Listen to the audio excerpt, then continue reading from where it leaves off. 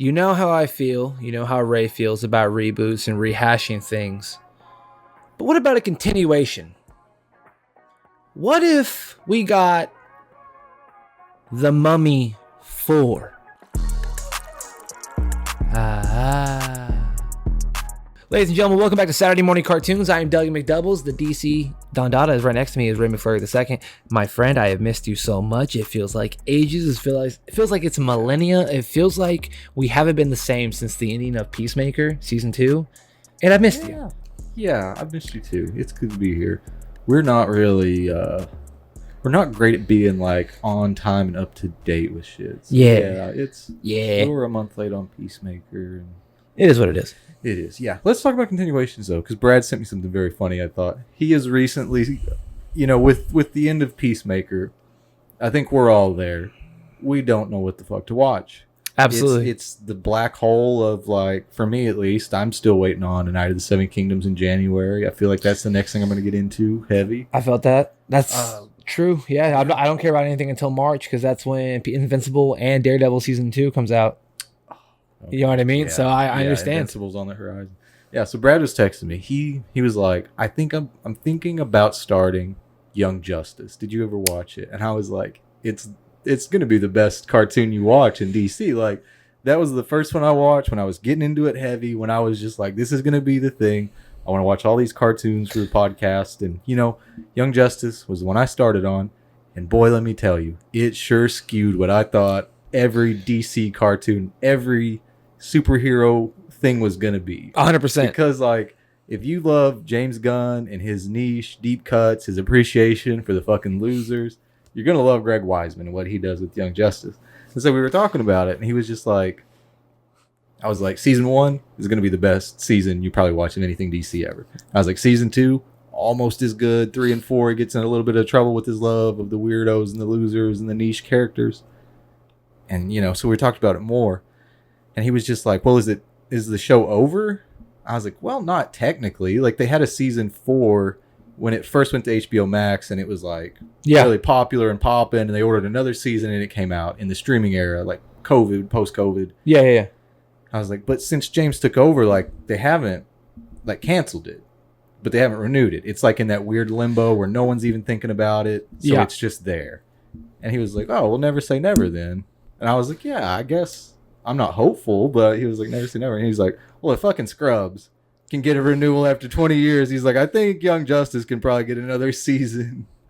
And it was just a really like, we were talking so heavy about Young Justice, and then he just throws in that curveball. He was just like, oh, by the way, fuck Scrubs real quick. Dog. Back to Young Justice. It was so funny. Donald Faison and Zach Braff made the cover of People's Magazine. How much do you think they had to pay for that? I don't... $750. Zach and Donald, $0. ABC, a lot. Yeah.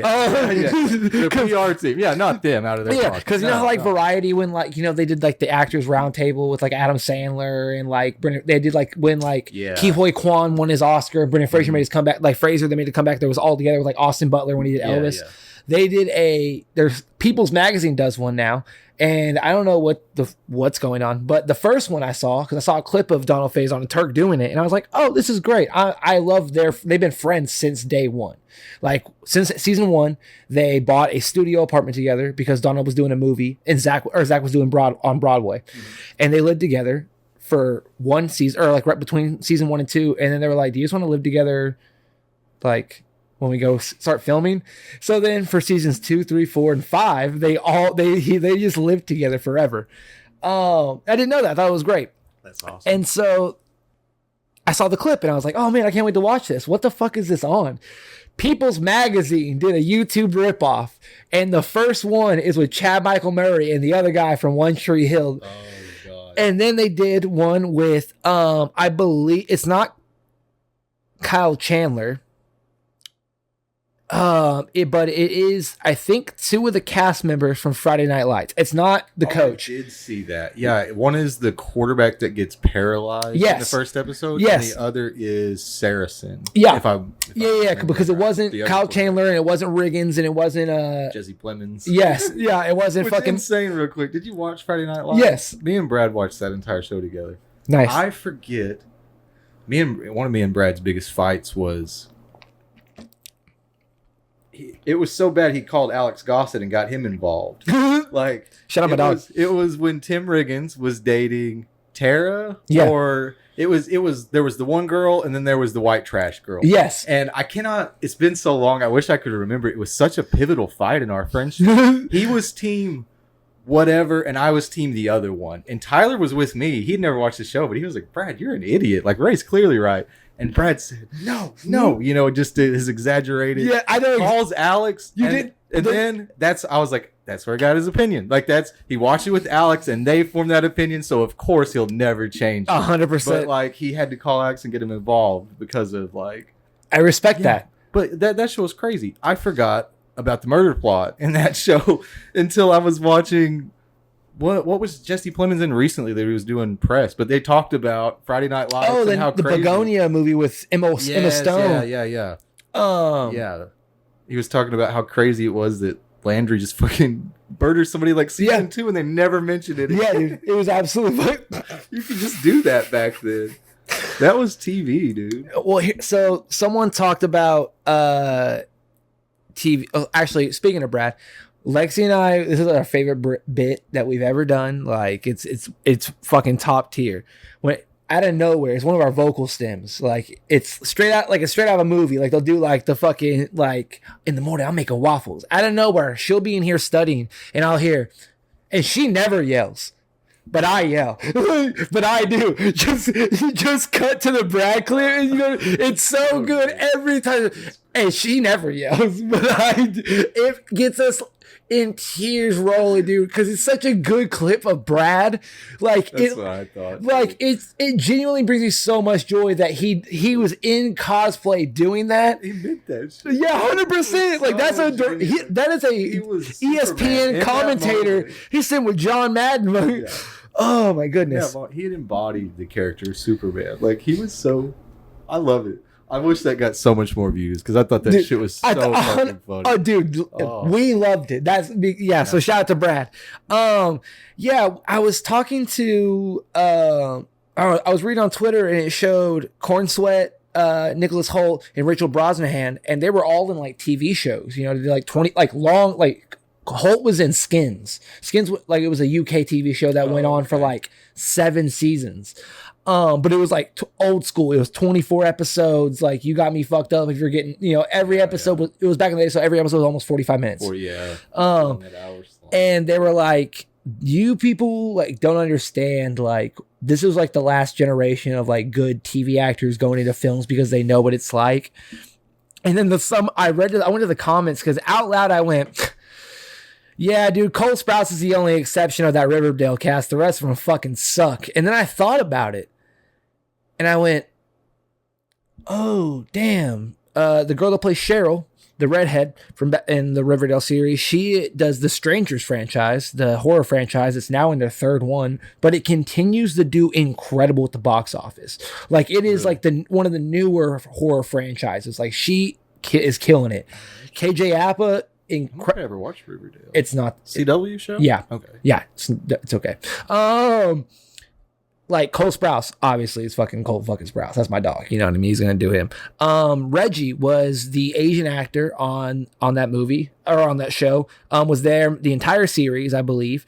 It was just kind of like the dumb jock, like, portrayed in the first season. And then season 2 there was murder, and then third season there was witchcraft, and as Riverdale. It was Archie. But that was Archie. Yeah. I've heard of the show. I've heard a lot of discourse about the show. Yeah, dude. Isn't that the one that ends in like a quintuple relationship? Yes, don't even get me started. Oh my god, there's some funky shit with the war or something. Yeah, like the sliding timeline is really fucked. It doesn't up make any for a CW. Yes, dude, it's bad. Like, I've heard a lot about that show actually, but never caught any of it. There's a line in where Archie is in juvie, right? I don't know who has what season or why he's in jail. But he's talking to this guy in juvie, and he was like, at 6 years old, I was a drug runner because my grandmother couldn't put food on the table, and he's like, I didn't go to school. And then KJ Apsa looks him dead in the face and said, then you clearly never experienced the highs and lows of high school football. And it's just like, what a fucking line, dude. It's, oh my god. Your eyes full heart can't lose type of shit, man. But Reggie, the guy that was in Riverdale, he was in Warfare, the movie that just came out, and it was a retelling from one of the soldiers that were there. He made it because one of his best friends that was there, no one had died, but one of them got hit with an IED like in the same room and had no recollection of the entire thing. Oh, shit. So they made this movie essentially for his buddy, like to show like how much of a fucking badass he was, all of them, like what they did in the situation. It was dope. And he was one of the front guys in this movie with like Joseph Quint, Brian, whatever the dude from. But it was damn impressive. Right? Yes, yeah. Have so you watched that yet, by the way? No, absolutely not. I think mid-November it comes out on Disney Plus, and we'll check it out then. You know what I mean? Like, you and I'll do a review then, if so, you know. But yeah. But you know, actually, I do want to get into Marvel. Let's just fucking segue right into it, man. Let's just get the shit out of the way. You know what I mean? With the X-Men coming to fruition. Mm-hmm. The guy who did Thunderbolts, he's making X-Men. Very excited about it. Ray and I still stand. That's one of the better Marvel movies, and you could do that in time. Good. You can make that movie anywhere else. You can get 6 movies from that franchise. It was that good. Yeah, I heard more, not just positives. I think I heard more discourse in general about Thunderbolts than I did Captain America: Brave New World plus Fantastic Four First Steps combined. 100%. It is absurd that a group of fucking misfits did so much. I don't know. It's such a better movie to me than the other two. Without a doubt. The fact that I didn't feel compelled to go see either of the other two in theaters, and for some reason we watched Thunderbolts in theaters. I think that alone kind of shows. But yeah, like just the online discourse and comments and attention was like, it was like Thunderbolts was double the other two put together. It was absurd. Just it doesn't make sense. And for some reason, Fantastic Four wanted that fucking competing spot with Superman. Like, and people were like, "Oh, I'm gonna go see this over Superman." You know, like doesn't matter. They didn't. You didn't see. They didn't. You know, no one else wanted to. Yeah. They were like, "I'd much rather go see Nicholas Hoult. I'd rather go see fucking David Cornsweet." Damn right. Fucking even, I'm sorry, do you know who Jimmy Olsen is? Jimmy Olsen, you can't compete. I'm sorry. You better get a better Johnny Storm if you want to compete with fucking Jimmy Olsen, dog. Jimmy Olsen fucks with a capital fuck. Sorry. But Matt Shagman, they have announced that they are writing scripts and things of that nature for the X-Men. And Lawrence Fishburne, insanely incredible actor, Morpheus. He came right out and was just playing about it. He wants to play Professor Xavier. Oh, okay. He wants to play Professor X. And I think that's fucking fantastic, dog.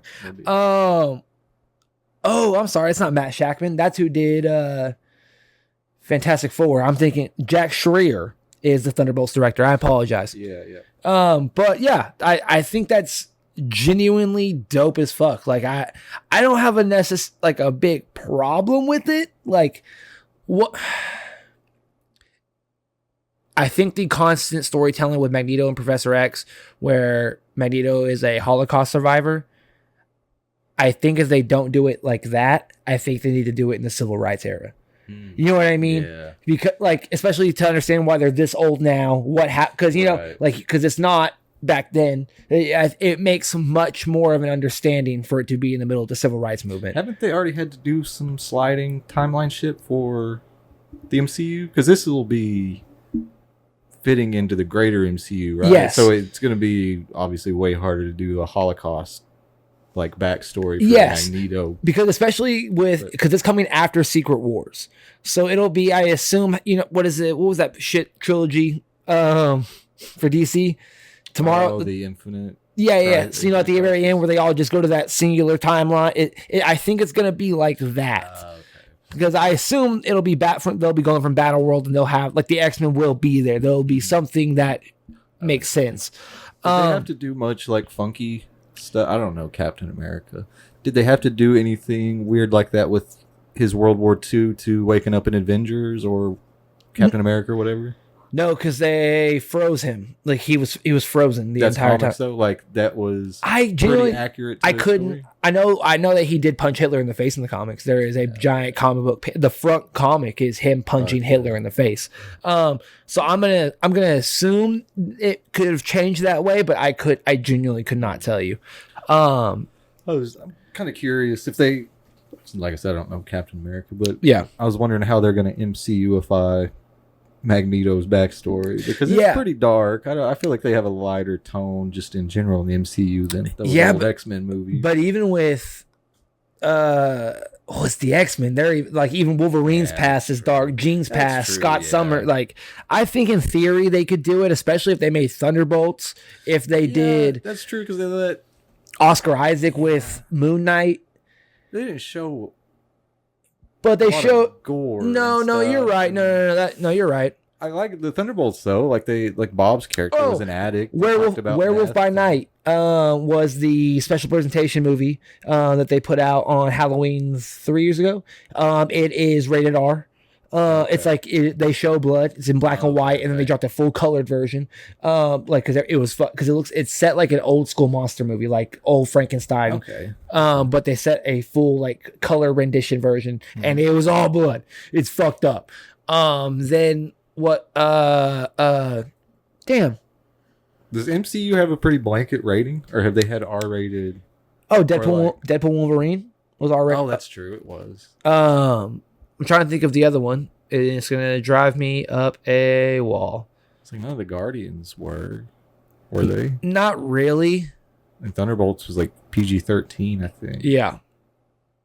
Oh, Daredevil, season 1, like Born Again, because they had like the Punisher. Literally, you see him shoot a hole through a guy's head from behind. You know what I mean? So I'm interested, man. I hope they do the X-Men well, but like, there's no way if we don't. I understand we won't get an origin story probably for Wolverine, and that's fine with that. But like, if we ever see a flashback, we'll see blood leaving his claws. You know what I mean? Like we'll see like that torment and torture. Like I think the civil rights movement will make more sense in this time if everything's, because the timeline's because in the Marvel timeline they are 6 years ahead of us. They're in 31 right now. Okay. So for that to be then, logically, you know what I mean? It would be an older actor like Giancarlo Esposito or like Lawrence Fishburne. It would be this style of actor. I think it would have been great. Lance Reddick would have been a fantastic R.I.P. my friend. We're 3 movies away from James Cameron officially releasing the Ninja Turtles franchise that he's going to do, because Avatar 3. I'll be glad when he can talk about that publicly. I can't wait, dude. I'm so sick of us just being like, dude, he's been training them for years. They called us crazy for years, man. Just fucking wait till that. He was like, oh yeah, I discovered a new way to film underwater in 3D. It's like, why were you in the water in the first place, James Gunn? Were you with your turtles training them in karate? Yeah. That way when they get out, they're that much faster. You're like, no, I know how you work, man. But Avatar Fire and Ash drops in December, and it is officially reported that Doomsday, the first Avengers Doomsday trailer, will be premiering there. So unfortunately, Ray and I have to go waste $12 for Avatar to go watch this, because we got to watch it then. Man, I don't know what I would be less interested in, that Avatar movie or that Doomsday trailer. Hey man, well we got no, absolutely not. I can't. Yeah, I can't bring myself to care about this mother. Avatar is just weird to me. Like, I watched it once and it was good when I was a teenager. I've literally never watched it again, or number 2, and somehow they've made $7 billion between it. I think you need to take another look at it. I'm sure it's a marvel. It's great. It's how I felt about Dune. I don't get it. I don't know, because I watched Dune 1 and 2 and I went, oh, I'm sorry, Ray. Damn. I granted, too long of fucking movies. I will say that. But not a bad franchise. Damn good franchise, to be perfectly honest with you. If he won't be there, Chaz will be subbing in, which is 1,000% fine, but that movie will come out. Especially for that trailer alone. Like, that's because that won't leak. You know, it probably will, but it is what it is. But speaking of Avengers Doomsday, Simu Liu, who plays Shang Chi, who we recently saw in Marvel Zombies. My dog, all right, my mother freaking dog. They asked him in an interview for press, like, do you have any plans on playing Shang-Chi, like continuing after Avengers Doomsday and Secret Wars? And he said, I will continue doing sequels as long as I physically can. I watched the interview. He was ecstatic. He was like, as long as Marvel will let me like come back to Shang-Chi, I will make as many movies as they want. Like, this is my favorite character. I feel like I have become this character. I would love to see Iron Fist, and just name drops Iron Fist right in the middle of it. And I'm like, dog, respect. Okay, I'm down. Like, this guy knows ball. This guy knows ball. Yeah. Hey, Ray, guess what? He knows ball. Ball. Dude, is he ever gonna get a second movie though? Probably after.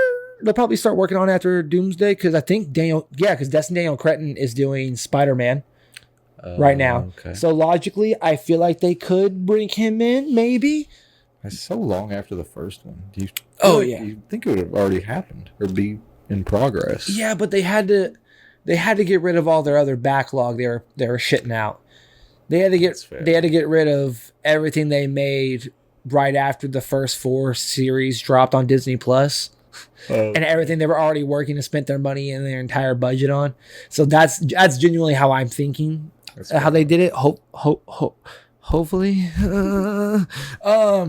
But Simu Liu also went on to say that Avengers Doomsday is an official love letter to the entire superhero genre. It is an official dream come true and a love letter to the entire genre and to the generation of superhero fans. 6 out of 10 is what I'm going to give it. No, that's a bold claim. I mean, yeah, he's not wrong. But I mean, this is the same way people talked about Endgame. So, like, you know what I mean? Like, in theory, this could be one of the greatest superhero films ever. I don't know. Endgame had like 10 years of ramp up, though. This isn't, I mean, obviously this isn't going to have the same hype level, but it's like, is it going to be as big of a spectacle as Endgame was? I think it's going to be it's going to be as big of a spectacle as Infinity War, and I think Secret Wars is going to be bigger than Endgame. I think because this is technically their Infinity War before Secret Wars is when Spider-Man gets his black suit, like Miles Morales is there, like the X-Men are fighting like the Fantastic Four and the Avengers, like it's a whole different, there's a lot of things that have transpired between that. So, or with that, these two comic runs. So I'm really excited to see what they're able to pull off, because I'm telling you right now, Ray, this is where Doug knows ball. And if they fuck up Doomsday and Secret Wars, oh, buddy, we'll never see another Marvel movie again. I don't give a fuck. Unless they give us Channing Tatum's Gambit movie, we'll never watch another Marvel movie again. Unless they give us a Nightcrawler movie, never happen again. Bobby Drake as Iceman, never happen again. I could watch a full movie of that accent. Oh, there's no way Disney would let them give him the whole accent for the whole movie. He wouldn't be that thick ever. No, they would. That's why it was just in Deadpool Wolverine. It was clearly a bit. Dude, I am very excited for a multitude of things. Like we said in the intro, Mummy 4 has officially been announced. Brendan Fraser and Rachel Weisz are in talks to return for a Mummy sequel. I don't think I've ever watched any of them. They're fantastic. Number 3 is okay, but hot damn, are they fantastic. And I love that Brendan Fraser already was like, yeah, I'm slimming down for roles. Good for him, man. Oh, dude. I'm so excited. This sounds awesome. I saw a trailer for his new movie, Rental Family. Oh, yeah. I saw it and I looked at Lexi and I went, oh, look, Brendan Fraser said he wants to do more meaningful roles. So now I have to go spend $13 to sob uncontrollably in the theater while he gets another Oscar. Yeah. Oh, okay. That trailer, it looks lighthearted and funny, but it's gonna be like devastating. It's gonna click you. Like you're gonna think, oh, how funny Brendan Fraser, and it's gonna be so emotional and touching and rip your heart out. I talked to Brendan. I called Mr. Fraser I was watching the interview. I think it's Variety or Vanity Fair, the real people that did the people to people. Yeah. But it was Adam Sandler and Brendan, and he talked about before coming to do The Whale that he was like, I knew that I wanted like any type, if I wanted to come back and have this type of comeback, you know, career, I wanted to do meaningful roles. Like the last, you know, when I was in a porta potty and a bear was flipping it over in one of my last films, you know, early, like towards the end of my retirement, I thought, you know, is this even worth it? And so for him to go, like, it was like Furry Vengeance was one of his last movies, and it was like with all animals, and animals hated him, and it was like a very dumb movie. But for him to just come back and do The Whale, and then he continued to do TV shows and spots and always constantly be working, but for him to take this big of a role, and now here we are for him to come back and do The Mummy. Yeah. I'm so pumped, dude. Dude, 2028 probably 2029. I'm excited. I cannot wait. Let it be the final one. I don't care, but we get it. Yeah, that might be one of the only reboots that could kind of live up to, or not reboot, but like continuation after so many years. That because Rachel Weisz is still incredibly good looking and does continuously great work. Like she was the mom in Marvel Zombies. Like she was the Black Widow mom. Yeah. I'm down for this. This isn't quite like, what was the name of it? Indiana Jones that we watched. This isn't quite like the last. Indiana Jones. Like it's not. With Brendan Fraser, we're like 15 years away from this being sad. Like this is a great movie to do right now. 100%. You know, like at that point in Harrison Ford's career, that was sad for him to have to be like CGI'd and like look young. Like that was sad. And I'm okay with. Because like Brendan Fraser, the reason, like a lot of the reason, besides certain misconduct issues that we won't go into, it was the toll it was taking, all the stunts on his body, because he was doing a lot of them, like, and all the surgeries he'd been to. Shit. Like he was a physical specimen doing those movies. Oh my god, dude! Even in the Mummy franchise, like he did all of his own stunts. 2010, he's doing his own stunts, even after surgeries and this, that, and the other, and that. So for them to do this style now. And him already slimming down, doing other roles, getting in better shape. They already had 2 knee surgeries, like because like but that was in 2016. He said in the interview that he's like no pain, like I feel amazing. Like he said I slimmed down, like I've done the blah blah blah. Like I think Brendan Fraser is going to be amazing. This comeback is going to be awesome. Freaking legendary, dude. I can't wait. Rental Family will be in theaters at the end of November. Everyone go see it. Ray and I will not be seeing this in theaters. There will not be a movie review on this. I'm not spending that much money with Ray to go cry in the theater. I'll go spend it with my girl and I'll do a solo one maybe on 5 minutes if I can get through the fucking review. But oh my goodness, dude. I love any Godzilla film. Like truly, like every Godzilla film, everyone's interpretation, it's fantastic. But Toho officially announced Godzilla -1 sequel -0, and the only person that I know that has enjoyed this just as much as I have is your wife. Taylor loves Godzilla, and if they haven't found out yet, I hope that you can either show them or they can watch this on occasion, or you'll be editing and then you'll text them like, "Hey, just want to let you know, Doug said to tell you this," because. I know you're gonna love it as much as I am. I'm so pumped, dude. It's gonna be so great. 7 delays. I'm so fucking pissed, dude. I've genuinely been waiting for Grand Theft Auto 6 to officially come out, and it has now been delayed from May 26 to November 2026. Yeah, I remember when that came out, dude. GTA 5 came out my freshman year of college. My first semester, my freshman year of college. 2014. Yeah. I'm 31. The last time a GTA came out. 31, dude. Are you ready? Are you truly ready for this? Andrew Garfield was still Spider-Man. No, that doesn't mean anything to me, dude. That's. I'm sure that's a mindfuck for somebody, but me being 31 versus freshman year of college, that feels like 150 years ago. Kevin Durant was still in Oklahoma. He's played for so many teams that doesn't mean anything to me. Fuck you, dude. He's played for 100 teams. He had been in Oklahoma for 1,000 years. That's what I'm saying. No, I don't know. This is absurd. Like, people have grown up and had children, and those children have grown up. Like, in the time since GTA 5 has come out. It's absurd. Like, we've had a whole generation of console come out with no new... Not even GTA. I don't think Rockstar Project... Like the last thing they put out was Red Dead 2. Yeah. And Red Dead 2 was what, 2015, 2016? Yeah. That's like 10 years. That's like 8 years. Damn. Get your lives together. That's a long time. This is like Winds of Winter. Almost. Yes. Like, not to that degree because it's, it's still got 11 years before it gets to fucking Winds of Winter level. But it's going to get to a point where it's just never going to live up to the anticipation that everybody, like, if you delay it 7 times, like, yeah, people are like, give us the fucking game. But if you just give us the fucking game and it sucks after 7 delays, like, yeah, even if it's a flawless, brilliant game, which Rockstar does not put out flawless games with no bugs on day one. We know that from experience.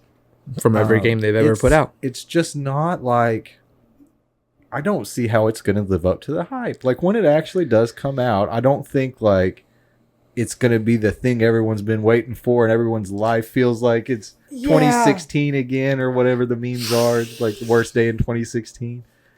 I don't think, like, I don't see that happening. I just see it coming out and just being like, okay, we got another video game, and then people move on from it. Like, it won't have the longevity that GTA 5 had, I don't think. Like, no. The fact that people still have, like, is it called No Pixel? Yeah. Like the role play servers in 2025. Yeah. Are like as popular. They have giant communities for fucking crazy. I don't see GTA 6 having that longevity at all.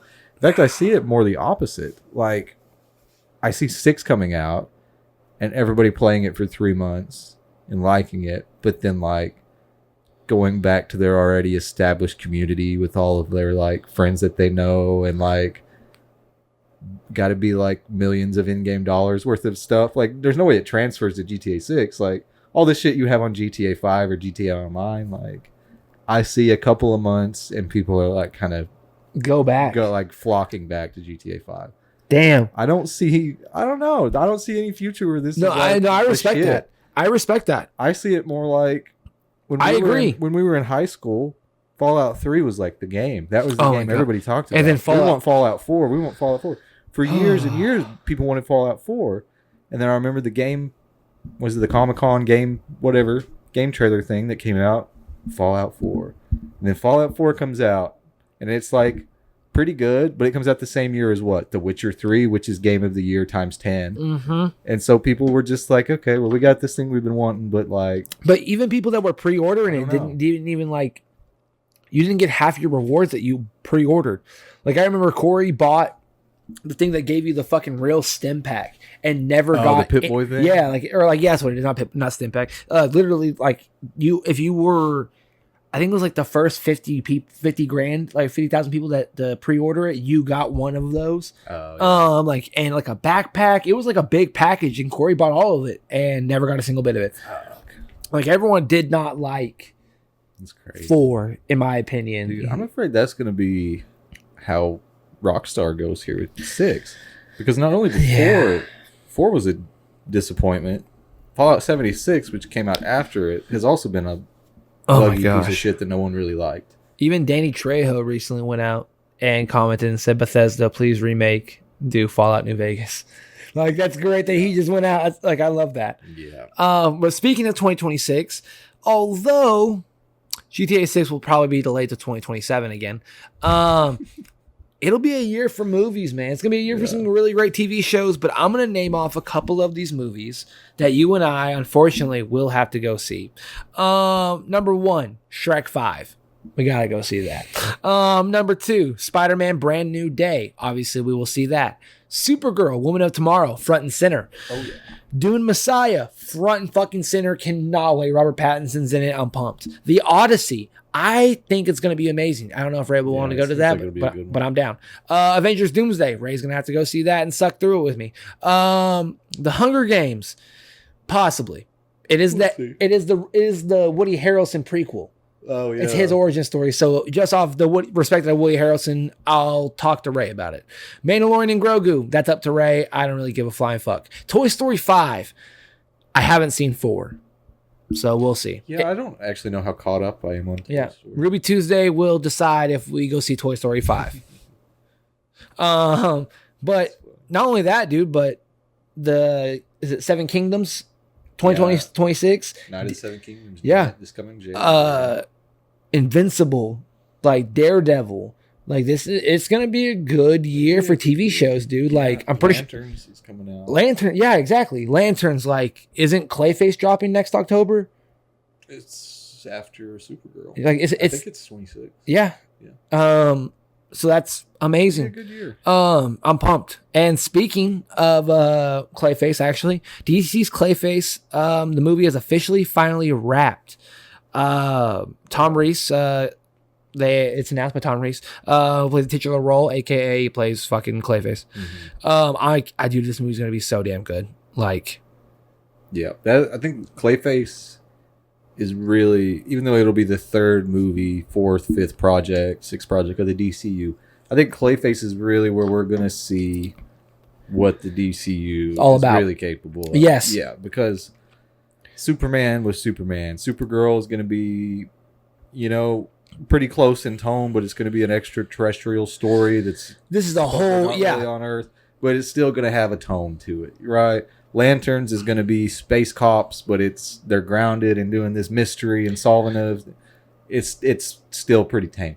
Clayface, from what they're saying, is horror noir. It has a low budget. It's focusing on the nitty gritty fucking practical effects and shit. I think it's Clayface is where we see what the DCU is really going to let them do. With like these other projects. I think it's going to shock a lot of people on how good that damn movie is. I really do. Speaking of DC characters and DC actors, Xolo, our dog, our boy, he was officially cast as Portgas D Ace, Luffy's older brother. In the new live action One Piece. That means he's done with the animated series. It means he's wrapped, probably. You'd think. Hopefully. You would think.